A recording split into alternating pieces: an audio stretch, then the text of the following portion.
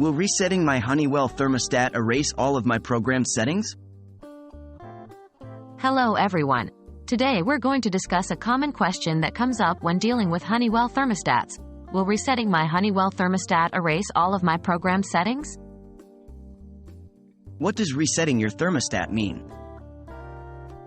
Resetting your thermostat can refer to a couple of different things. It can mean restarting the device, similar to when you turn off and then on your smartphone. It could also mean restoring the thermostat to its factory settings, which is a deeper level of reset. Will my settings be erased if I restart my thermostat? If you are just restarting your Honeywell thermostat, your settings should not be erased. Restarting is often done to refresh the device, and it does not delete any program settings. So, if you're only dealing with a minor glitch, a simple restart may be all you need. Will my settings be erased if I restore my thermostat to factory settings?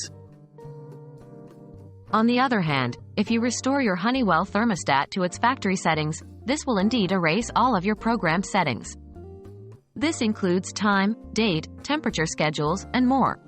Restoring to factory settings is a much more drastic step, usually done when there are major issues with the device that a simple restart can't fix, or if you're moving out and want to erase all personalized settings.